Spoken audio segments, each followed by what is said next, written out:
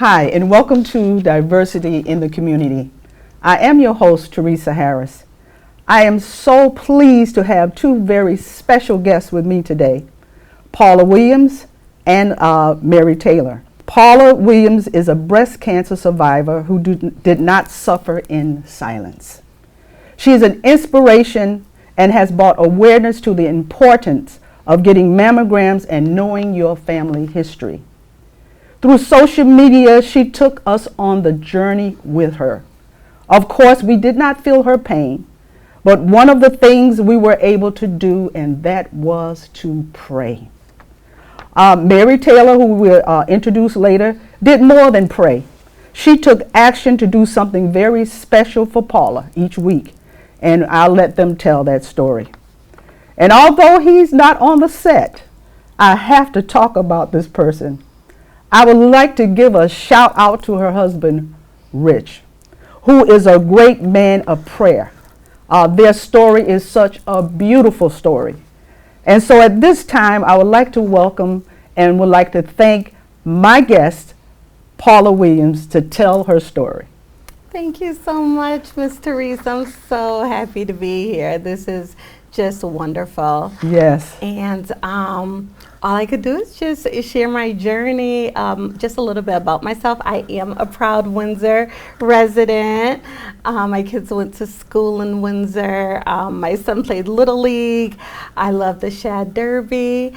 I love eating at Lily's Soul Food Restaurant. Me too. And I just love this town and the concert on the green and things of that nature. So just a little bit more about me. I actually graduated from Central Connecticut State University in May of 1997, got married in August of 1997, and started working for the same company here in Windsor that I started back then in October of 1997. So I just celebrated 25 years of all of those things. Wow. And I'm just grateful and happy. So up until last year this time, I was living life completely normal. It was actually around a year ago this time when I got my mammogram. And I got the 3D mammogram. The 3D mammogram had just came out. I was very excited about that. And my mammogram was fine. I actually got a piece of paper in the mail that said, congratulations, your mammogram is fine, benign, no cancer. So I'm like, woohoo, another year with no cancer, mammogram's fine, everything's great. Weeks went by after that, many weeks went by. So over a month later, I get a call from my OBGYN's office, and she's like, I'd like to follow up with an ultrasound and a biopsy. And I'm like, why? Like the 3D mammogram, everything looked fine. And she said that you have dense breasts. And she remembered something that was not even on my mind that I had told her back in 2016. And that turned out to have a lot of significance to what I was going through. She reminded me that I told her that my dad shared some very important information with me. We were hanging out and it was Father's Day in June of 2016. We had brought him Father's Day gifts and cards, and we were all there having a wonderful time. And he took me outside in the deck, and we were talking, and he said he was from a country in Central America called Belize, and his mom, whose name was Pauline, was suffering from breast cancer. And in that country, they didn't have a lot of means to take care of her. So they then brought her to Connecticut, Bridgeport, Connecticut, the United States, to get her the best care possible. And she was here when she was fighting her battle with breast cancer. She eventually lost her fight and succumbed to this awful disease. She passed away. I was later born, and they named me Pauline after her. I didn't know any of this except for the fact that I was named after her. Nothing else. All of this was all new to me. So he's just giving me all this information. He's talking about Belize, the country he grew up in, how he went to school, like all of these things. And I'm like, he's just giving me all this information. Well, 2 days later, 2 days after Father's Day, he actually passed away tragically in New York City. And It was horrible and a lot to digest, but I knew now that I had family history of breast cancer, which I didn't know before. So my OBGYN said, because of that, you need to get an ultrasound, just do it. I went and got the ultrasound. Again, we waited weeks for the results. The results came back and they found a growth under my arm and on one of my breasts. And it was alarming to them at the time, and I was alarmed too. And so they wanted to biopsy both. Once they did that, we found out that under the breast was a side effect of one of the vaccines, and it was benign. And the lump that they found on the breast, I got a phone call after that, and I was home alone, and the phone rang, and my OBGYN, who had gave me all this information, that knew so much about me, was out of town, and a stranger, someone I didn't know, said that the tumor that we found on the breast is malignant, meaning cancerous. So I'm like, wow, it's just like the world just stops. I felt like I couldn't cry, I couldn't do anything. I was just trying to absorb it, like, oh my gosh, I have cancer. What now? And I remember my husband came home, I just kind of collapsed in his arms. He is a 2-time kidney cancer survivor, and I had taken care of him when he went through cancer. And he's like, I'm going to take care of you. He said, I wish it was me. And he was like, everything's going to be okay. So we then started looking for doctors. 2 of my friends, both in their 30s, who were suffering with breast cancer. They had recommended Dr. Camilla Lawrence from Hartford Healthcare. And I started looking her up, and I saw all these videos. She was like on every news channel, and I'm thinking, oh, there's no way she's going to see me anytime soon. And I called her office, and they were like, well, she'll see you in 2 days. And I'm like, wow. So we went to see her, and she had all the results from the ultrasound, from the mammogram, from the biopsy. And she walked in the room, and she was just stunningly beautiful. And she said, I know you, and I know your husband too. I'm like, how would you know us? And she's like, from Facebook. I'm like, oh. So we laughed about that, and we joked about that and different events that we had been to at the same time. And then it was down to business. And she came right out and said that this tumor is something that's called HER2 positive, and it's kind of an aggressive type of tumor. But she was hopeful that she could grab the tumor and then do like radiation and send me on my way. However, we ran more tests after that, and the tumor that started off at 1.7, after further tests, we found out that it was 2.5. And then weeks later, she contacted me and said that it had actually doubled in size. And this centimeter was now 5 centimeters, and it was trying to kill me, this tumor. It was just growing. And we know that God is in control. God is in control of the tumor. God is in control of everything. So she told me that I would have to go through chemotherapy first, and that there's a possibility. She didn't even say possibility. She just said, you're going to lose all your hair. You will be nauseous, you will have diarrhea, your nails could fall off, like all of these different things.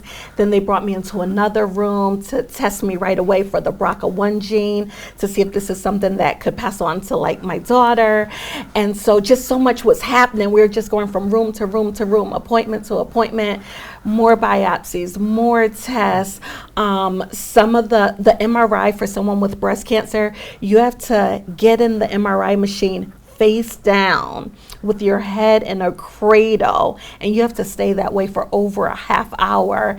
And they would say, what kind of music would you like? And I would say gospel music. And I had to go through this twice in this uncomfortable position. But what I started doing was, I knew that if prayers went up, blessings would come down. And I started being very transparent with my journey, and I would document it. I put a picture on Facebook saying, just pray, pray, pray. And people would say, what do you need? I was like, just pray for me, pray that God will heal me. And so I remember the night when it was time for me to cut my hair, because my hair was just falling out literally like cotton candy. It was just like mush. And I was like, I can't have my hair all over my pillow like this. But I wanted people to see the realness of it. I wanted people to see what somebody would go through. And so my husband shaved my head, and I filmed it. And I put it out there, and he took my hair and put it in a heart and had me stand inside the heart and took a picture of it just for the memory of what we were going through in that milestone. And so over 5,000 people watched me shave my head, and then people were started to reach out from different states saying, I wanted to cut my hair and I couldn't, but I saw your YouTube video and I did it. And I was like, wow. And then from all over, people were just like, I am praying for you. I remember one particular day there was an encouragement parade. Actually, they met. It's getting me choked up, in the parking lot of the television studio that we're in right now. Over 60 cars, they met in this parking lot. They held hands and they did what was called an encouragement parade. And they came down my street. I didn't know any of this was happening until shortly before it started. My friends had decorated the yard, put a table out, and people were just dropping off cards and gifts and flowers and gift cards. And they're like, you could do it. You got this. You got this. And when I was going through chemo, my family got me a little dog, a little chihuahua, and we named him Journey because he was on the healing journey with us. And so the little dog was out there, and people were just encouraging me to fight and to continue, especially on the dark days. And so we went through chemo, and then it was time for the actual surgery. And at that point, there were so many different options. I met with a plastic surgeon. He said we could cut into your stomach, and we could take fat from your stomach and build new breasts. And we could do this, or we could take it from your back, or we could do implants. And the more he was talking, the more I was like, I don't want any of this. I don't want any of this. And I knew that my breast cancer surgeon had co-wrote a book called Flat and Happy. And I was like, my kids are older. I don't dress with a lot of cleavage. I'm in hoodies all day. And I think I want to just be flat and happy. And as he's talking to me, I said, I don't think I'm going to need your services. Like, I'm done. So it was time for the surgery. And we went in, and I told her, I just want to be flat. And if you need to take one, take them both. And they definitely needed to take one. So we went ahead and let them take both. And we prayed even before we went into the operating room. My husband prayed. The surgeon was there. She let us pray. We went in the room. I'm lying on the table, and she said, who do we have on the table? And I said, Pauline Williams. I did my date of birth. I even knew my medical ID number. And she started laughing. And I can't say it because I hear it's tied to privacy things. But I rambled off this long number before they put me out, and I went to sleep. And she said, the last thing I remember is her saying, I've never seen anyone do that before. But when you go through chemo, I went through 6 rounds of chemotherapy every 3 weeks. And I would get so sick and so ill. And I'll talk more about that when my friend Mary comes on. But she did the operation. She removed both breasts, and I went home the next day. Like the very next day. And this was my second surgery, because I had a first surgery was to put the port in, and that's where they give you all of your chemotherapy through a port in your chest, which I still actually have. And went home the next day, and about 2 days later, I started feeling this terrible pain, and I called for my daughter Trinity. I said, get daddy, something's not right, something's not right. And the pain was just getting worse and worse and worse, to the point where I felt like I could not stand up. I started hearing ringing in my ears, and then I could not hear. just nothing, no sound whatsoever. And then my eyes, I started seeing gray circles, and they were going in and out. The circles were in and out. And then my husband said at one point, my eyes just rolled in the back of my head, and we couldn't wait for an ambulance. He just got me into the car, got me to the quickest hospital, which was Hartford Hospital. When we got there, they pulled out a wheelchair, and everyone's like, why are you here? You had surgery 2 days ago at a different hospital. You're supposed to be at the other hospital. And we're like, we're here because I could barely breathe, like I just needed help. And so my husband was trying to contact our doctor through her answering service. That wasn't working, but he finally got in touch with her. She said, I'll be there in 45 minutes. And she came to a hospital she does not work at, a hospital that was not her staff, with her crew, her nurses, no one. Like, she just walked in and she's like looking around. I was like, are you okay, Dr. Lawrence? And she's like, I'm okay, let's do this. And she went inside and had to open the scar back up, and there was a 2-liter hematoma, and it was just crushing my chest, and she had to pull that out of me. And I was just like, I didn't know how we even got to this place. I guess that this is something very rare. When it does happen, normally happens within 24 hours, but the fact that we were 2 days in and it happened to me. And so she got it out. I was still filming from the hospital. I was still telling people to pray for me. I was still capturing it because I wanted other people going through it to know what to expect. And on the day that it was time for me to go home, I was very weak. They had to give me multiple blood transfusions. I could not leave the hospital. And then when I finally got home, I get a phone call saying Dr. Lawrence wants to see you next week. And I'm like, I left there with drains. You leave with drains from your breast into a bulb. And even that night when the hematoma that we didn't know about was happening, my husband was trying to drain everything down, and the bulb was popping. There was blood everywhere, but he was just trying to do everything he can. I was like dripping with blood. It was a Saturday night. I was in my pajamas. There was not even time for me to get dressed. And so after going through all of that, and then going through the surgery, and then the fact that she wanted to see me the next week, I'm like, how am I going to do this? And my husband's like, I'll get you there. We get to the doctor's visit, and I'm laying down, and she's very casual, and she's looking at the scars, and she's like, oh, it looks good. I'm like, good, I'm glad. And then I'm thinking we're going to leave after that. And she says to me, we cut under your arm, your left arm, and we sent 12 lymph nodes to the pathology lab, and actually have the results. And I'm like, what? Do you have the results? And she said, I have the results, and all 12 of the lymph nodes were benign. The cancer is not spread anywhere else in your body. And I'm like, well, thank you, God. Again, I was not expecting that. I'm thinking it's just a routine visit.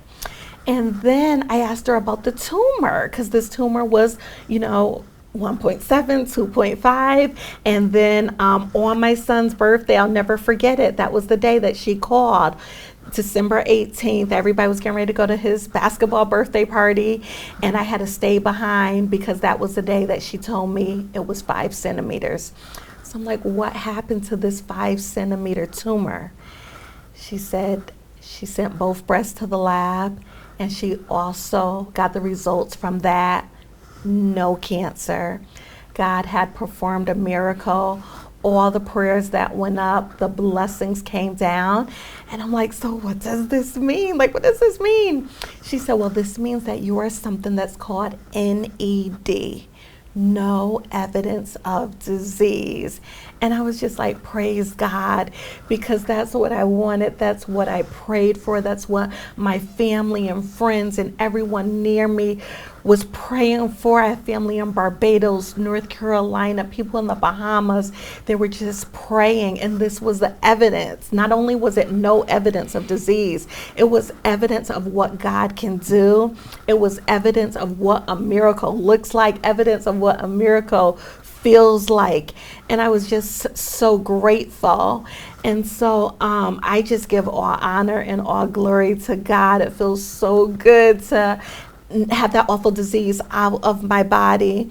And through this disease, it's just like God has birthed so many opportunities that I was never expecting. I like to be behind the camera, filming for my YouTube, going to gospel concerts. Never in a million years would I think that I would be talking about the importance of getting mammograms, listening to your doctor, documenting your family history. If someone says your grandma, your aunt, your mother, anybody has had breast cancer or any type of cancer, any type of illness, even high blood pressure, high cholesterol, get those in your medical records.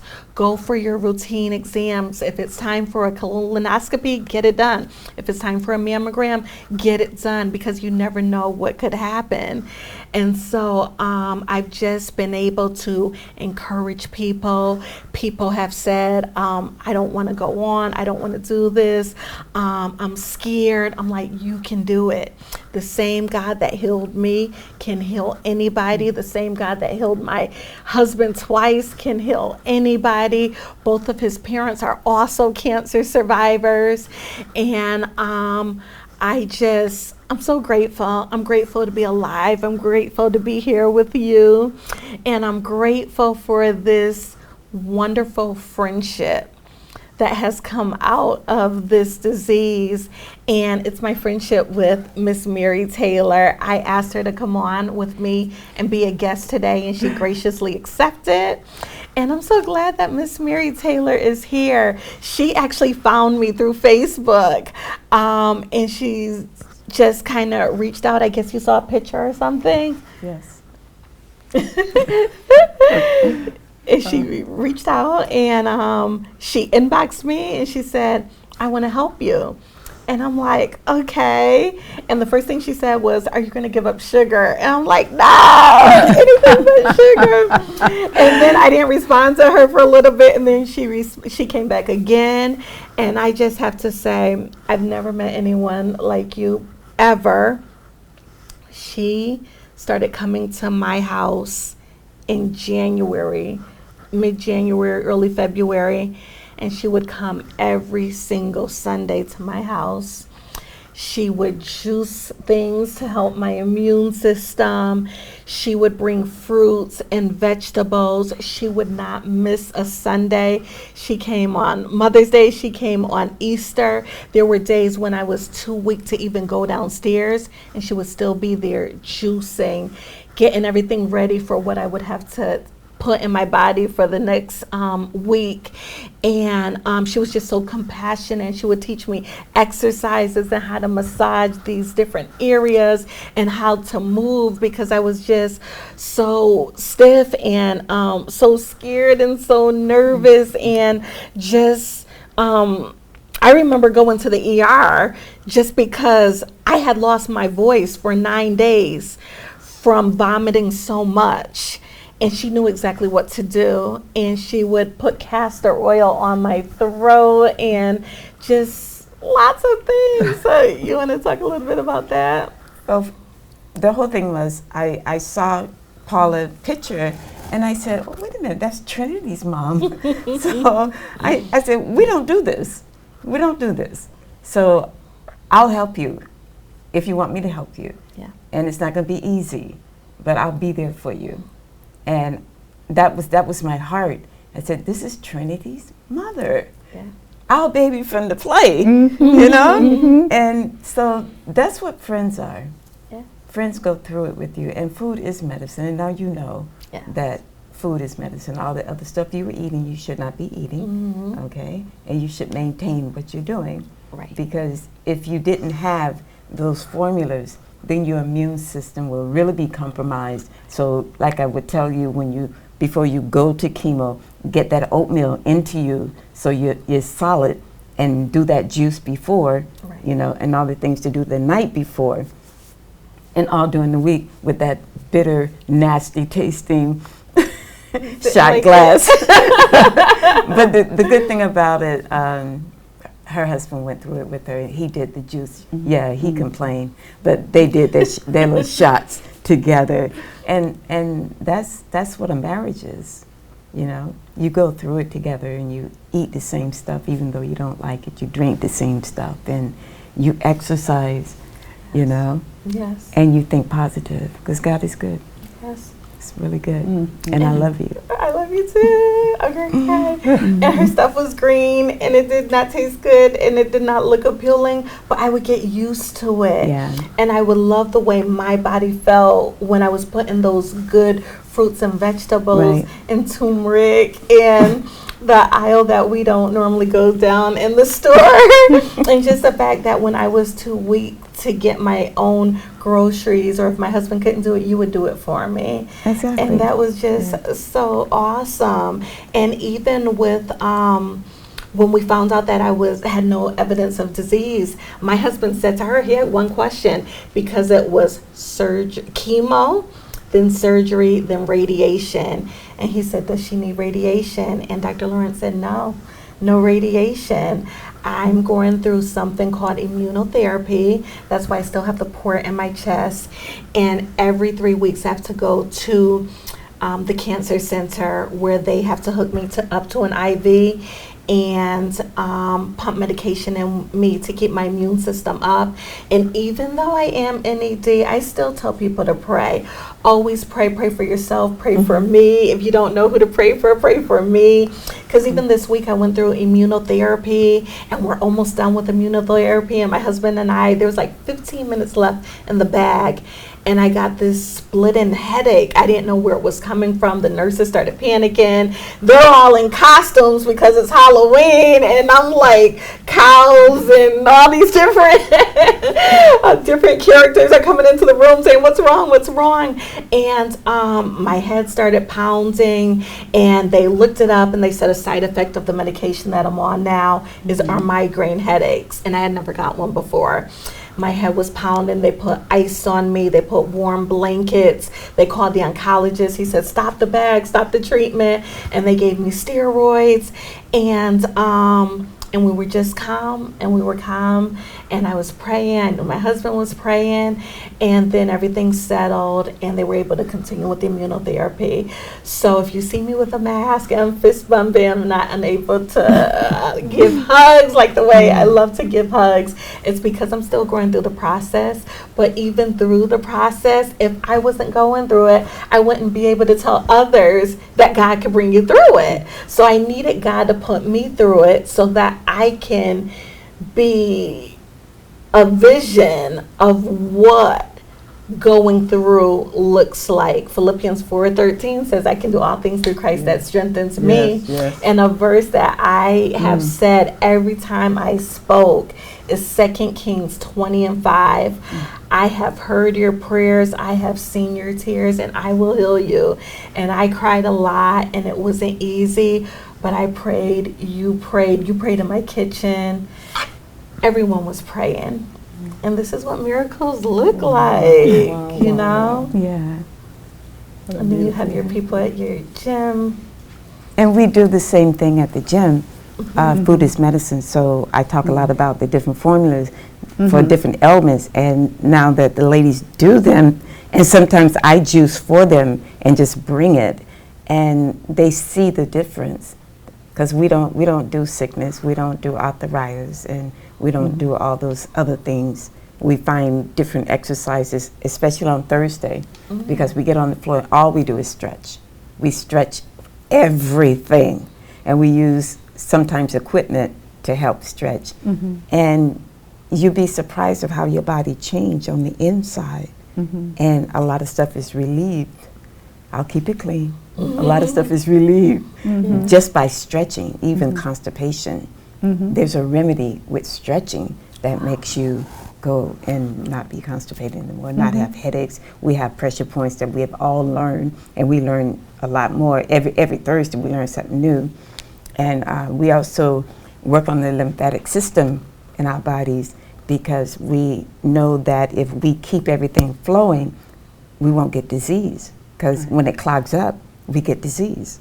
So now that we know that trick, we're always doing those little things, you know, and we do facial exercise. We've learned all the places where the lymphs in your face, your hands, it's everywhere. We have a huge poster that we go over and look at and say, wow. So you have to exercise everything. Wow, wow, wow. Wonderful. I love it. And the gut cleanse you put me on. Yeah. It's not as bad as that. It don't make you really. I saw a little bit of the YouTube video on it. Yeah, I saw a little bit. Yes. This was one of the first programs that I've done that I didn't have a bunch of questions for people, because I thought your story was so touching. It was so powerful. I didn't want to have so what happened with this one? I just wanted it to be about you, because you have helped so many people. You have encouraged so many people. And again, even though your husband is not on the set, we talk about him a lot. Yeah. Talk about a lot of people, there have been people who've gone through some of the things that you have. And like I said at the beginning, you didn't suffer in silence. You may have wanted, I don't want people to see, but it was your unselfishness that says, let me help somebody else. You know what I'm saying? And so we talk about you. Your name is like everywhere. And my prayer partners, like I said, we've been together for 30-something years. And when Pastor Jeanette came on, and she said, we got to pray for Paula. And we had been praying and praying and praying. And so, like you said, I don't know if you were doing social media a lot before, but when you put your story out there on social media, every time I turn around, people was like praying. Yes. And God heard those prayers. Because when I sit here and see you right now with that beautiful smile on your face, and I remember the picture we took when we were out at the 100 Women and of I had Color. all that here. Yeah. And when I saw the pictures and all that you went through, and to have you here today, and I'm not a very emotional person. All my friends will tell you that, but your story just touched my heart. And then when you started talking about Mary one day, I think we were at the church, and you said there was a lady that came by my house every Sunday, even if I couldn't come downstairs to talk with her, she still bought over whatever she juiced or whatever. And then when she said, I know, Mary. You did. I said, I know. I was like, oh my God, small word. But that's love. Yeah. That's love and caring. And again, for you to come on the program tonight and just pour your heart out, and just share with people, because I know since you've gone through what you have, I've known many people said, oh, I better go get this checked out. And a lot of people don't think about their the history of their family. Right. And just look at God. If you hadn't have found that out, and if you hadn't mentioned it to your doctor, they probably wouldn't have went the extra mile. Never. Because how many people go for a mammogram and then they say, oh, you got dense breasts and whatever. They don't go any further to look at anything. But I don't know if you know how many people you have touched and blessed with your story.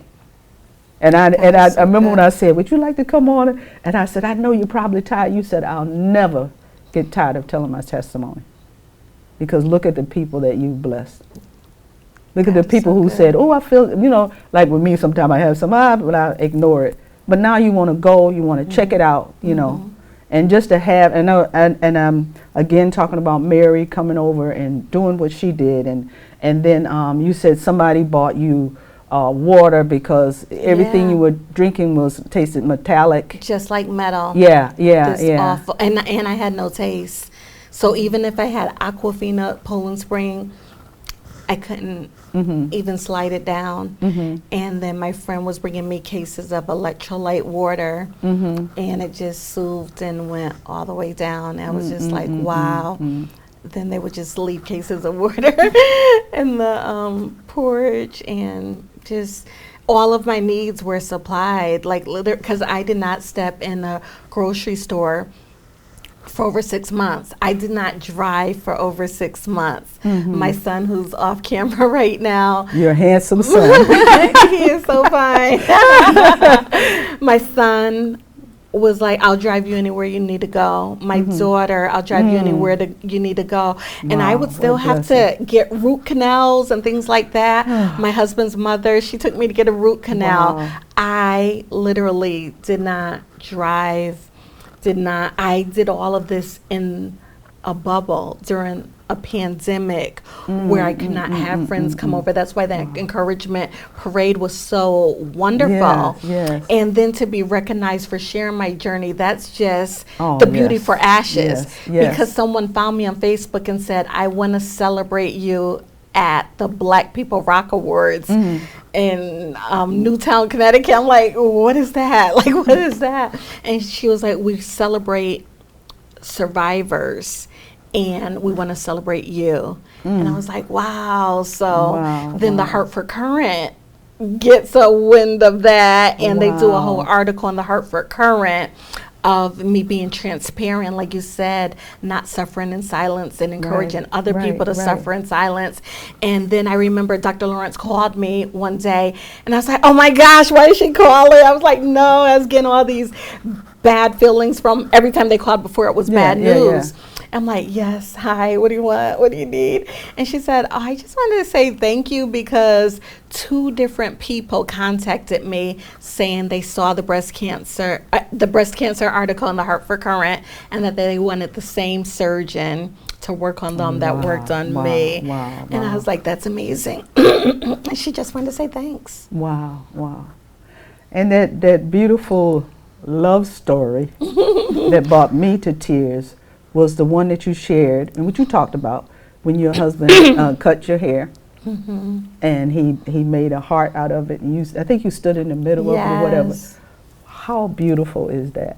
And I know I was talking, you need to be on the camera. He's like, oh no, I don't want to be on. But what a wonderful man of God, wonderful children. What a beautiful story. Yeah, and when I rang the chemo bell, they were all there.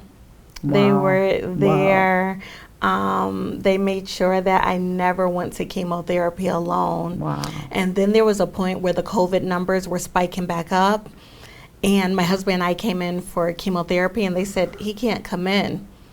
And it's February, and we live 40 minutes away from where we're getting these treatments every 3 weeks.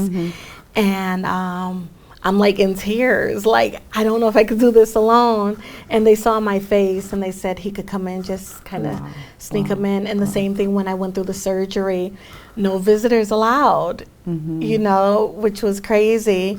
And they still let him stay. And I remember, you know, having to be bathed by male nurses, female nurses, and even a lady was scrubbing me down. And I said, have you had your mammogram? And she was like, oh, one of my coworkers passed away recently of breast cancer, and I want nothing to do with me. And I'm like, you're a nurse, you're taking care of breast cancer patients. And she was like, after talking to you, I'm going to get my mammogram.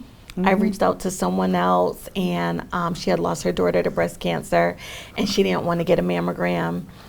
And I said, look at me, you know, it could happen to anybody. And she was like, I'll get it. And then different people are like, I'll get it, I'll do it. Or people are finding out that they need to have chemotherapy, and they don't know what a port looks like. So I'm like, look at my video. Like, I have it there, you know, before, after. People are like, what do you bring to chemotherapy?